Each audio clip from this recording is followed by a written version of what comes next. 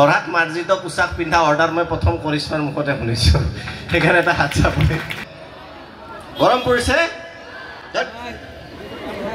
এই বয়সত গৰম ঠাণ্ডা জনে অনুভৱ কৰে তাৰ জীৱনত উন্নতি নহয়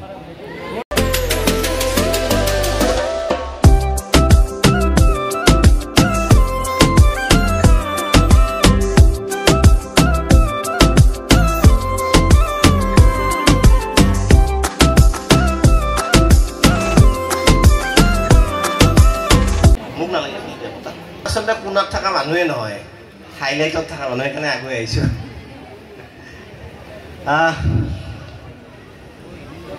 আজিৰ এই সভাৰ সভাপতি তথা বৰভাগ মহাবিদ্যালয়ৰ মাননীয় অধ্যক্ষ মোৰ নিজৰ নিচিনাই দাদাৰ নিচিনাই ডক্টৰ দেৱজিৎ মহন্ত ডাঙৰীয়া মহাবিদ্যালয় পৰিচালনা সমিতিৰ সভাপতি ডাঙৰীয়া সন্মুখত উপবিষ্ট অধ্যাপক অধ্যাপিকাসকল আৰু মৰমৰ ছাত্ৰ ছাত্ৰীসকল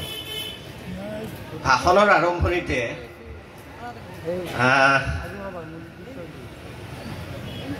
যি ইউনিয়ন আছে ইমান এক্টিভ বৰভাগ মহাবিদ্যালয়ৰ ছাত্ৰ একতা সভাৰ সমূহ কৰ্মকৰ্তাক প্ৰথমতে ধন্যবাদ জ্ঞাপন কৰিছোঁ ইমান গৰমৰ মাজতো তেওঁলোকে কৰিছে আৰু দ্বিতীয়তে কৰিশ্মা প্ৰথম এগৰাকী সেক্ৰেটাৰী লেডি সেক্ৰেটাৰী যিয়ে 5 কিলোমিটাৰ আগলৈ গেষ্টক আনিব গৈছে এটা হাত চাপৰিত বান্তাই মোক কৈছে ছাৰ আপুনি ৰখি থাকক মই আপোনাক আনবা যাই আছো গতিকে 5 কিলোমিটাৰ দূৰলৈ বিজুলী চক বুলি কয় নেকি বিজুলী চক আৰে মই লাইফত প্ৰথম পাইছো যে ছোৱালী এজনী স্কুটিত উঠি গেষ্টক আনিব 5 কিলোমিটাৰ দূৰলৈ গৈছে গতিকে খুব এক্টিভ আৰু ল'ৰাকেইটাক ৱাৰ্ণিং দি থৈছিল মই ষ্টেটাছ চাইছোঁ নাম্বাৰটো ছেভ কৰিছিলোঁ ভয়ো কৰে নেকি চবে নাজানো ল'ৰা ছোৱালীবিলাকে মেখেলা চাদৰ আৰু ল'ৰাবিলাকে মাৰ্জিত পোছাক ল'ৰাক মাৰ্জিত পোছাক পিন্ধা অৰ্ডাৰ মই প্ৰথম কৰিশ্মাৰ মুখতে শুনিছোঁ সেইকাৰণে এটা হাত চাপে সাধাৰণতে মানুহে ছোৱালীক কয় যে ছোৱালী মাৰ্জিত পোছাক পিন্ধিব লাগে যিয়ে নহওক এই দুটা ব্যতিক্ৰমী বস্তু পালি এইখিনি ক'লোঁ যথেষ্ট গৰম পৰিছে হয়নে গৰম পৰিছে এই বয়সত গৰম ঠাণ্ডা জনে অনুভৱ কৰে তাৰ জীৱনত উন্নতি নহয় গৰম পৰিছে ভাবিবা গৰমৰ যেতিয়া অনুভৱ হয় ভাবিবা সদায় জীৱনত যেতিয়া এডভাৰ্স সিচুৱেশ্যন আহে ন আমাৰ জীৱনত এনেকুৱা লাগে আজি ইমান গৰম ইমান বৰষুণ মোৰ জীৱনত ইমান দুখ ইমান সমস্যা কিতাপ পঢ়িব মন নাযায় তেনেকুৱা সময় আহে নাহে ভাবিবা তোমাতকে তলত এই গৰমত মই আহোঁতে দেখিছোঁ বহু কৃষকে ট্ৰেক্টৰ চলাই আছে কোনোবাই হাল বাই আছে কোনোবাই এই গৰমত মহিলাই ৰাস্তাতে আলকাটাৰা পাৰা কাম কৰি আছে এই গৰমত আমি তাতকৈ সুখী হয়নে নহয় সেইকাৰণে গৰম লগা কি ঠাণ্ডা জীৱন যিয়ে নহওক 3-4টা সোনকালে কথা কম সময় যথেষ্ট দেৰি হৈছে সভাখন কালচাৰেল প্ৰগ্ৰেমো আছে সদায় মই ছাত্ৰ ছাত্ৰীসকলক যিকেইটা কথা কওঁ মূল কথা প্ৰত্যেকগৰাকী ছাত্ৰ ছাত্ৰীৰ যিসকল সফল হয় ভৱিষ্যতে গৈ যিসকলে ভৱিষ্যতে কিবা এটা কৰিব বিচাৰে বা কৰিব পাৰে তেওঁলোকে 3টা নিয়ম মানি চলে মূলত প্ৰথম নিয়মটো হ'ল সফল হোৱাৰ বাবে এটা সপোনৰ দৰকাৰ যি ছাত্ৰ ছাত্ৰীৰ দুচকুত সপোন নাই নিজক লৈ একো ভবা নাই সেই ছাত্ৰ ছাত্ৰীয়ে জীৱনত আগুৱাই যোৱাত কষ্ট হয় আমাৰ দুৰ্ভাগ্যটো কি জানানে দুৰ্ভাগ্যটো কি এই যে আমি কেইদিনমান আগতে পৰীক্ষা গ'ল কিমান দুৰ্ভাগ্য 23 লাখে পৰীক্ষা দিছে 16,000 পোষ্টৰ কাৰণে বেমাৰটো ক'ত যে আমি বিএ পাছ কৰাৰ পিছত ভাবো এটা কি কৰিলে ভাল হ'ব কলেজত এডমিশ্যন লোৱাৰ আগদিনাই ভাবিব লাগে যে বিএ পাছ কৰিবা 5-7 বছৰ মই পিছত কি কৰিম অৰ্থাৎ দুচকুত সপোন লাগে এতিয়া যদি যিসকল এইচএছ ফাৰ্ষ্ট ইয়াৰৰ আছা মই যদি মাতি আনি সুধো বা ডিগ্ৰী ফাৰ্ষ্ট ইয়াৰৰ ইয়াতে এতিয়া যদি মই বোলো কয় কালচাৰেল প্ৰগ্ৰেম পিছত হ'ব ফাৰ্ষ্ট আমি ইণ্টাৰভিউ লওঁ মই যদি সুধো যে কিয় এডমিশ্যন লৈছা মেক্সিমাম ছাত্ৰ ছাত্ৰীৰ উত্তৰ কি দিবা জানানে এনে হাঁহিছা তাৰমানে গম পাইছা যে তেনেকুৱা মনত ভাৱ এটা আছে এইটো জীৱনত নকৰিবা সদায় এটা সপোন লৈ আগবাঢ়িবা যি সপোনে নহওক সকলো ইয়াত ডাক্তৰ ইঞ্জিনিয়াৰ প্ৰফেচাৰ হৈ দিব নোৱাৰে নালাগে এটা নিজস্ব সপোন মনত পুহি ৰাখিবা আৰু সেই সপোনটোক লৈ আগবাঢ়িবা বিশ্বাস কৰা যাৰ দুচকুত সপোন আছে যিয়ে বহি এই মুহূৰ্তত ইয়াত বহি সপোন দেখিছা যে ভৱিষ্যতে মই UPSC ক্লিয়াৰ কৰিম APSC ক্লিয়াৰ কৰিম ভৱিষ্যতে মই ভাল এগৰাকী ব্যৱসায়ী হ'ম যিয়ে দুচকুত সপোন ৰাখিছা তেওঁৰ সপোন বাস্তৱ হ'ব খালি সাহস লাগিব বুকুত সপোন দেখা হিন্দী চিনেমাত এটা ডায়লগ আছে ডায়লগ নহয় এইটো মই বিশ্বাস কৰোঁ মোৰ জীৱনত হৈছে এইটো সদায় মনত ৰাখিবা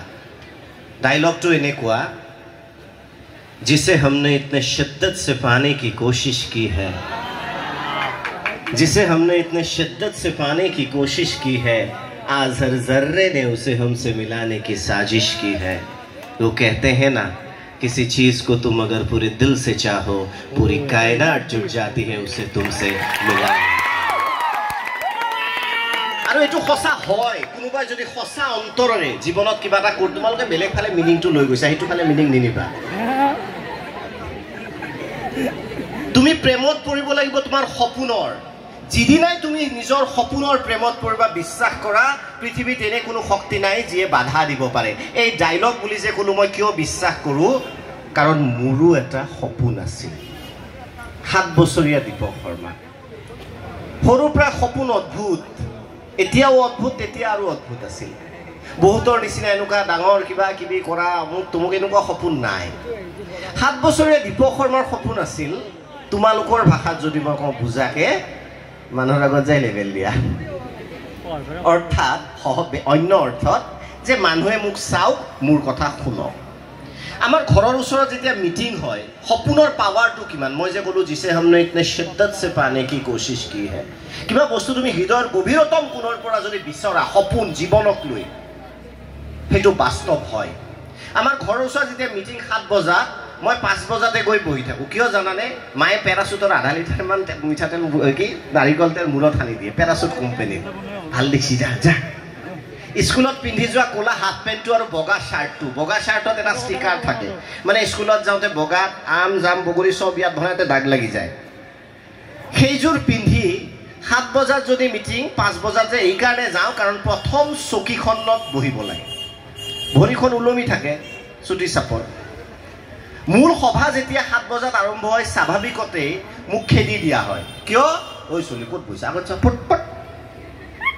মই আহিছিলো মানুহে মোক চাওক লগে লগে ত্ৰিপাল পাৰা থাকে ত্ৰিপালত খেদি দিয়া হয় তাতেও শান্তি নাই মোৰ লগৰ বিলাক এটা অস্ত্ৰ ব্যৱহাৰ কৰে এইটো আগত ঠেলি ঠেলি নি মাটিত বা বনত অৰ্থাৎ যিজন ল'ৰা আহিছিল তাত বহিবলে সেইজন ল'ৰাক খেদি দিয়া হ'ল ত্ৰিপালৰ পৰা গৈ বহিত মাটিত বহিল তোমালোকৰ বহুতে এইটো কান্দি দিলা হয় মাক মাতি আনিলে বহিবা দিয়া নাই মোৰ দুখু নালাগে খঙো নুঠে সেই 7 বছৰীয়া দীপক শৰ্মাই মাটিত বহি মিটিং চাই আৰু বুকুত এটা সপোন জাকে আকাশ চোৱাৰ হেঁপাহ মোৰো এদিন আহিব আজি এইখন চকীত বহিব দিয়া নাই বাপেকে মাতি নি এদিন এইখন চকীত বহিব দিব লাগিব আপোনাৰ টাইম আয়েগা মাৰ্কশ্বিটত নম্বৰ নাছিল I have never scored in my life 90+ in any subject মাৰ্কশ্বিটত number নাছিল সদায় 60 65 55 মাৰ্কশ্বিটত নম্বৰ নাছিল পকেটত পইচা নাছিল এনেকুৱা নহয় যে দেউতাৰ বহুত টকা আছে কিবা ব্যৱসায় কৰিম অমুকত মাতি নিব কথা ক'ব শুনিব নাই মাৰ্কশ্বিটত নম্বৰ নাছিল পকেটত পইচা নাছিল সম্পত্তি এটাই আছিল বুকুত দুৰ্বাৰ হেঁপাহ সেইকাৰণে মই প্ৰত্যেক গৰাকী ছাত্ৰ ছাত্ৰীক কওঁ যাৰ দুচকুত হেঁপাহ আছে আকাশ চোৱাৰ দুৰ্বাৰ হেঁপাহ আছে সেই ছাত্ৰ ছাত্ৰীৰ সপোন বাস্তৱ হয় কিন্তু আমাৰ বেমাৰটো হ'ল যে আমি সপোন দেখাৰ সাহস নকৰোঁ আমি নাভাবোৱে মই যদি কওঁ যে ইয়াত বহি থকা কোনোবাই আজি সংকল্প লোৱা যে APSC ক্লিয়াৰ কৰিম বা UPSC ক্লিয়াৰ কৰিম মই নলবাৰী ডিষ্ট্ৰিক্টৰ SP হৈ আহিম 7 বছৰ পিছত মই যদি কোনোবা ছাত্ৰ ছাত্ৰীক কওঁ নাই চাকত আৰু ইলা এইটোৱে আত্মসমৰ্পণ জীৱনত নকৰিবা IAS IPS বিলাকৰ মাৰ্কশ্বিট চাবা কোনো 90% এজন দুজনক বাদ দি সব 60-65% অৰ এভাৰেজ ষ্টুডেন্ট হয় পাৰ্থক্য এটাই যে তেওঁলোকৰ সপোন থাকে সেই কাৰণে মই তোমালোকক কওঁ সপোন দেখা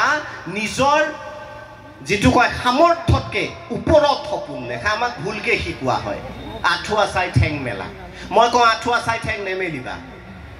আঠুৱা চাই ঠেং মেলা মানে কি জীৱনটো যিমান অৰ্থাৎ আঠুৱা সৰু গোটেই জীৱন তুমি এনেকে পাৰ কৰা মই কওঁ নহয় আঠুৱা চাই ঠেং নেমেলিবা নিজৰ ঠেঙৰ জোখত আঠুৱা বনাই ল'বা আৰু মুক্ত মনে জীৱন পাৰ কৰিবা নিজৰ হিচাপত আঠুৱা বনাই ল'বা অৰ্থাৎ আমি যদি দুখীয়া ঘৰত জন্ম পাইছো আমাৰ দেউতাই যদি ভাল চাকৰি নকৰে আমাৰ দেউতাই যদি খেতি কৰে আমাৰ দেউতাই যদি ফ'ৰ গ্ৰেড কাম কৰে আমি গোটেই জীৱন আঠুৱা চাই ঠেং মেলি এনেকে থাকিম মই কওঁ নাথাকো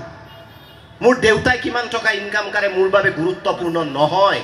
মোৰ বাবে গুৰুত্বপূৰ্ণ মোৰ সপোন কিমান ডাঙৰ কাৰণ পৰীক্ষাৰ বহীত তুমি যেতিয়া লিখিবা তোমাৰ দেউতাই এসি গাড়ীত বৰভাগ কলেজৰ সন্মুখত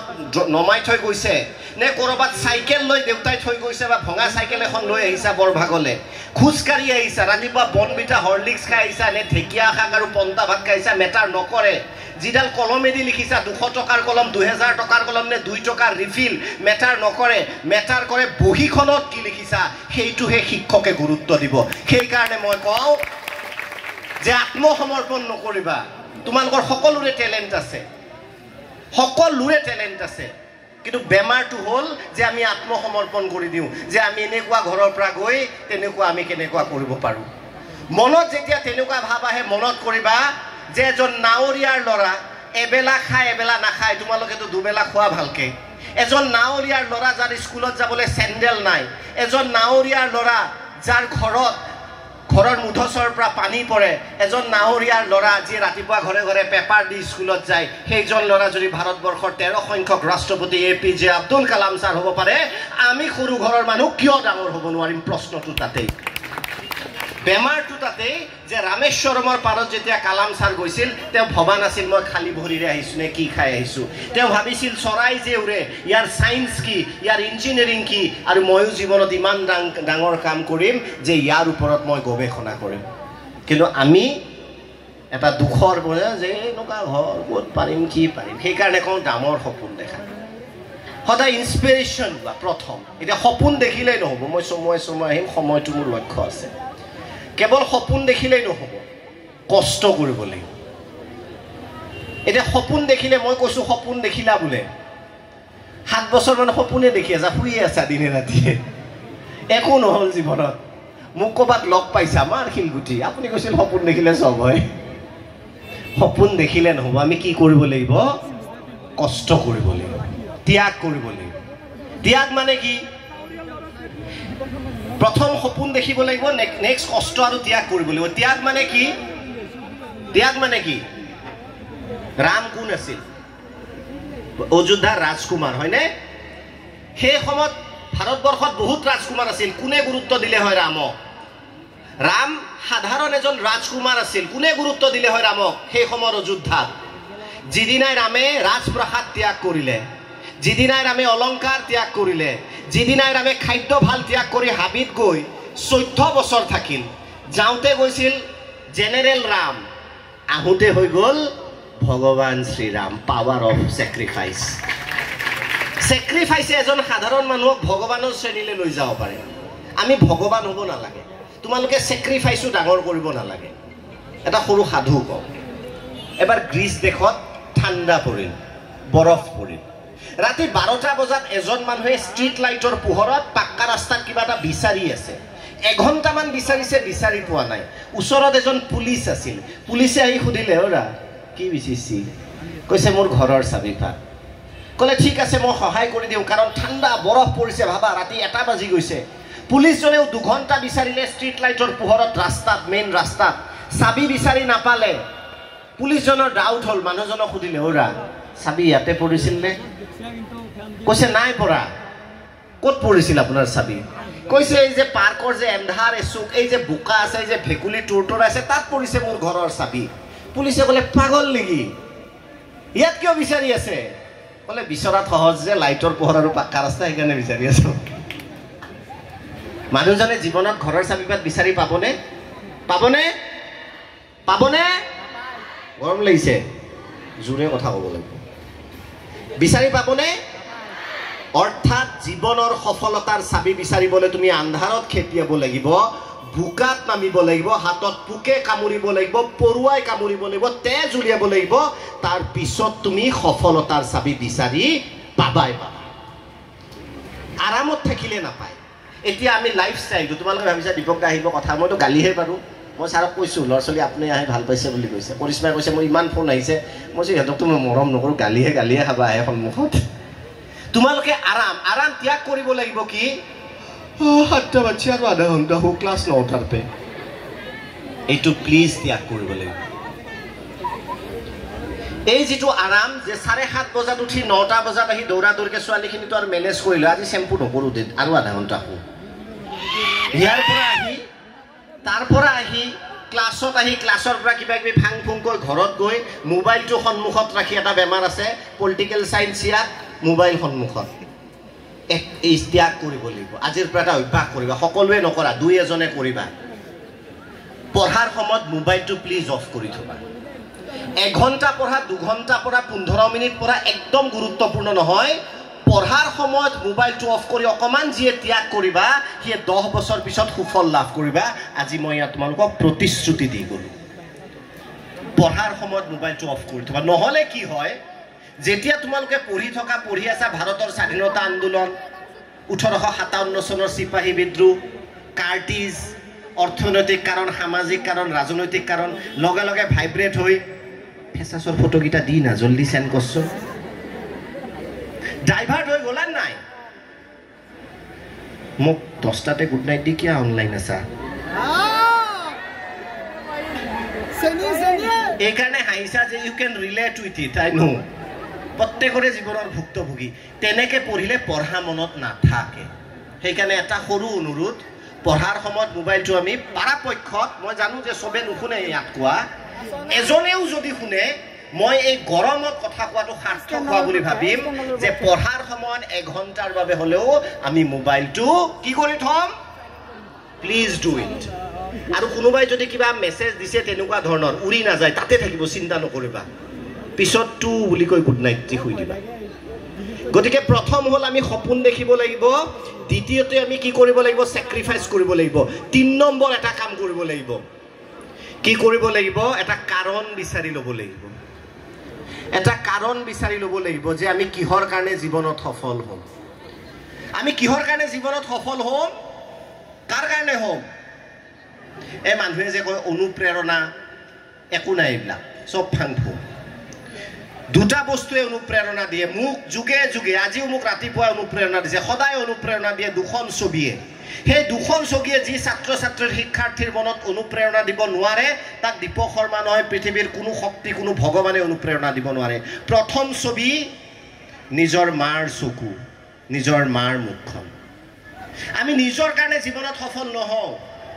আমি মাৰ কাৰণে জীৱনত সফল হ'ম, যিগৰাকী মায়ে জীৱনত বহু উজাগৰি নিশা পাৰ কৰিছে, বহু ৰাতি খোৱা নাই, আমাৰ অকণমান জ্বৰ চৰ্দি হ'লে আমাক কোলাত লৈ লৈ নিশা পাৰ কৰিছে, আৰু ৰাতি নোখোৱাকৈ 6 বজাত গৈ পাকঘৰৰ কাম কৰিছে। সেই মাতৃৰ বাবে আমি সফল হ'ম বুলি আজি প্ৰতিজ্ঞা কৰা। পঢ়িব মন নাযায়, হয়নে নহয়? টেবুলত বহি মন নাযায়নে? নাযায়। মই এটা যাদু দিওঁ, তাবিজ দিওঁ, লাগিবনে? পঢ়াৰ টেবুলত যেতিয়া বহিবা 10 ছেকেণ্ডৰ বাবে, 10 ছেকেণ্ডৰ বাবে ভগৱান আল্লাহ পূজা কৰাৰ নাই, মোৰ কাৰণে মেটাৰ নকৰে। মোৰ কাৰণে মেটাৰ কৰে চকু বন্ধ কৰি 10 ছেকেণ্ড নিজৰ আইৰ যি মুখখন চকু টানিবা আৰু ক'বা যে আই,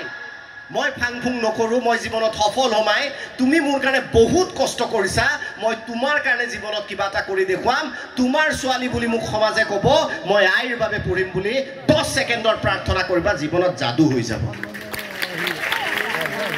যি ছাত্ৰ ছাত্ৰীয়ে নিজৰ পিতৃ মাতৃক জীৱনত ভালকৈ সুখত ৰখাৰ সপোন দেখা নাই, সেই ছাত্ৰ ছাত্ৰী কেতিয়াও সফল ছাত্ৰ ছাত্ৰী হ'ব নোৱাৰে। আমি নিজৰ দেউতাৰ কাৰণে কৰিম। পূজাৰ বজাৰ যেতিয়া দেউতাই কৰে, লক্ষ্য কৰিবা, যেতিয়া নিজৰ কাৰণে কাপোৰ কিনে, সদায় দামটো চাই লয়, লক্ষ্য কৰিবা সদায় আজিৰ পৰা। জীৱনত মানুহজনে কালাৰ চাই নাপালে যে কোনটো কালাৰে মোক ভাল লাগিব। জীৱনত মানুহজনে ভাল জোতা পিন্ধি নাপালে যে এইযোৰ জোতাৰ মোৰ কাৰণে কমফৰ্টেবল হ'ব। সদায় যেতিয়া দেউতাই কাপোৰ কিনিব যায়, সদায় দামটো চাই যে আটাইতকৈ কম দামী কাপোৰটো মই কিনিম। আৰু আমাক যেতিয়া কাপোৰটো কিনি দিয়ে, কাপোৰযোৰ কিনি দিব, সদায় চাই যে এই কালাৰটোই মোৰ ছোৱালীজনীক ভাল লাগিবনে নাই, মোৰ ল'ৰাটোক আমি সফল হ'ম, সেইগৰাকী দেউতাৰ বাবে এটা হাত চাপৰি বজোৱা। যি ছাত্ৰ ছাত্ৰীৰ অন্তৰত দগ্ধ নহয়, অন্তৰত অগনি নজ্বলে যে মই মা দেউতাৰ বাবে জীৱনত সফল হৈ দেখাম, মই মা দেউতাৰ বাবে কিবা এটা কৰিম, সেই ছাত্ৰ ছাত্ৰী জীৱনত কেতিয়াও সুখী হ'ব নোৱাৰে। অপ্ৰিয় হ'লেও মই এই কথাটো কৈ যাম। আৰু সদায় নিজৰ পিতৃ মাতৃক সুখী কৰিবা, নহ'লে এই জীৱন বিফল। কেইদিনমান আগতে এটা খবৰ পাইছিলোঁ, যোৰহাটত এগৰাকী মহিলা 10 দিনে খাব নাপায় মৃত্যুমুখত পৰিছে। মৰাৰ 10 দিন পিছত ডেড বডি কেৱল কংকাল আছে বিচনাত শুই, সেই ডেড বডি বাহিৰ কৰিছে। মই ভাবিলোঁ চাগে কোনো নাই আত্মীয় মহিলাগৰাকী, কাৰণ 10 দিন খাব নাপায় এগৰাকী মহিলাৰ মৃত্যু হোৱা মানে কি, কোনো নাই চাগে সম্পৰ্কীয়। আৰু ডেড বডি পাইছে 10 দিন পিছত। যেতিয়া নিউজত খবৰটো পালোঁ, সৰু পুতেক ইঞ্জিনিয়াৰ গেংটকত থাকে, ডাঙৰ পুতেক ইঞ্জিনিয়াৰ আমেৰিকাত থাকে। মোৰ নিচিনা মানুহ আমেৰিকাত যাবই নোৱাৰে কেতিয়াও, ইমান খৰচ। সৰু পুতেক ইঞ্জিনিয়াৰ গেংটকত থাকে, ডাঙৰ পুতেক ইঞ্জিনিয়াৰ ক'ত থাকে, আমেৰিকাত থাকে। মাকে 10 দিন খাব নাপায় মৃত্যুমুখত কৰিছে। মই কওঁ, খেতিয়ে কৰা, টমটমে চলোৱা, আইৰ বেমাৰৰ সময়ত যদি মূৰত হাত বুলাই কোৱা, অ' মা একো নহয়, মই আছোঁ নহয়, তুমি এগৰাকী সফল ব্যক্তি, কোনো ডাক্তৰ ইঞ্জিনিয়াৰ হ'ব নালাগে। পিতৃ মাতৃক সদায় শ্ৰদ্ধা কৰিবা। মা দেউতাই আমাৰ পৰা বেছি একো নিবিচাৰে। এটা হেবিট কৰা আজিৰ পৰা, মোক প্ৰতিশ্ৰুতি দিয়া। বহু ছোৱালী ভাল, ল'ৰা কিছুমান আছে বিৰাট বেয়া এটা অভ্যাস আছে। বেয়া পালেও মই কৈ যাম, কাৰণ মই জানো যে মই আছিলে বহুতে ভাবে ভাষণ, মই গালি বাৰবাহে আৰু। মাক দেউতাকে যেতিয়া ঘৰৰ পৰা ফোন কৰে, বহু ল'ৰাৰ, ছোৱালীৰ ইমান নাই, মই ইমান দেখা নাই, সদায় এটা বেয়া অভ্যাস আছে, যিমান ডাঙৰে নহওক কিয়। মই কেইদিনমান আগতে চালোঁ, ল'ৰা বেংগলোৰত পঢ়ি আছে, মাক বাপেক প্ৰফেচাৰ দুইজনেই। মই ভাবোঁ ধিক্কাৰ। পুতেকক ফোন কৰিছে, ফোন ৰখা, এতিয়া সময় নাই, মা দেউতা হয়। আমাৰ বহু ল'ৰাৰ এটা বেয়া অভ্যাস আছে, ঘৰৰ পৰা যেতিয়া ফোনটো আহে, কিছু জলদি ঘৰৰ সময় নাই। আকৌ এইফালৰ পৰা যেতিয়া ফোনটো আহে, কোৱা,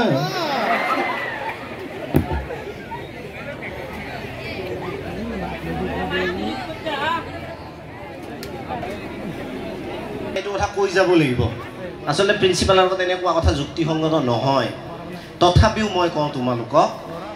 যে যি ল'ৰাই শুনি থাকে, যি ল'ৰাই নিজৰ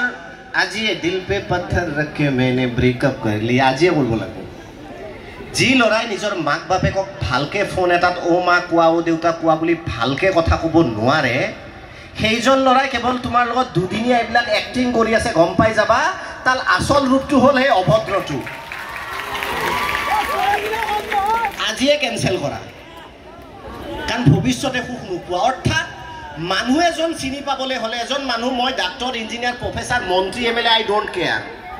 eye care his behaviour. I care his behavior towards the weaker, towards his parents. দুই ধৰণৰ মানুহ, ভালনে বেয়া মই তোমালোক লক্ষণ দি যাওঁ আজি, পিছত বিয়া সময়তো কামত আহিব দৰা চিনি পাওঁতে। যদি মানুহজনে নিজৰ মা দেউতাক ভালকৈ সন্মান কৰি কথা পাতিছে, সেইজন শ্ৰেষ্ঠ পুৰুষ হ'ব। লগে লগে ইয়েছ কৈ দিবা আজি, হাত চাপৰি বজাই দিয়া।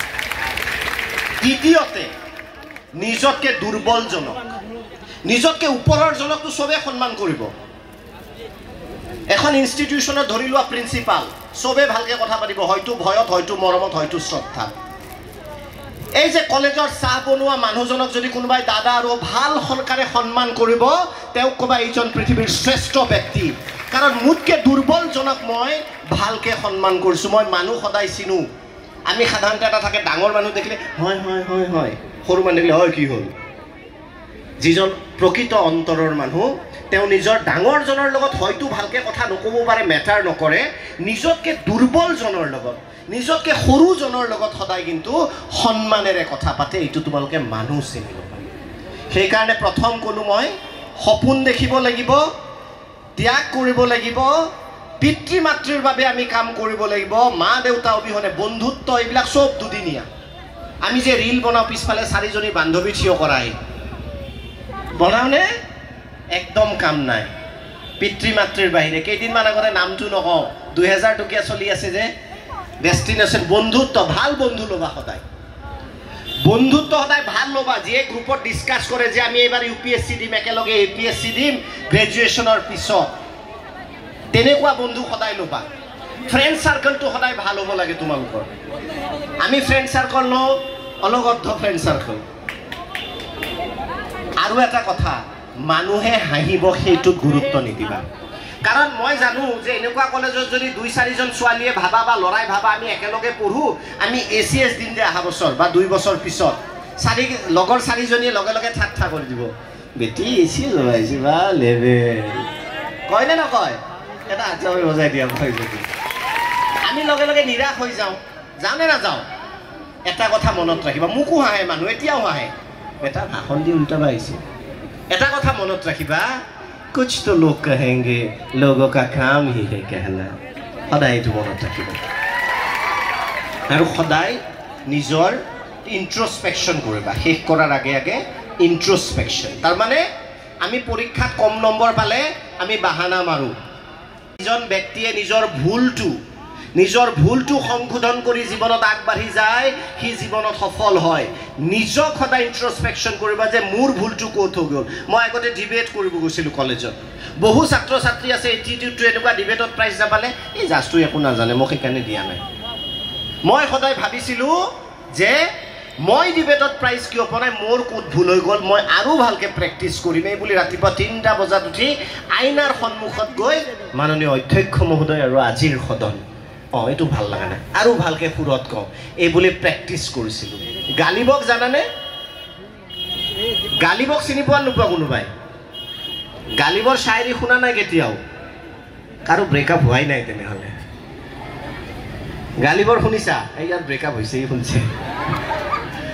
গালিব এজন শায়েৰ পৃথিৱী বিখ্যাত তেওঁ এখন কথা কৈছিল এই যে নিজক সংশোধন কৰিব লাগে তাউম্ৰ গালিব यही गलती करता रहा ताउम्र गालिब यही गलती करता रहा गुटे जीवन गालिब तो एटाई भूल करी থাকিলি धूल चेहरे पे ही वो आईना साफ करता रहा धूली मुखत আছিল হি আইনাই সাফা কৰি থাকিল লেতেৰা বুলি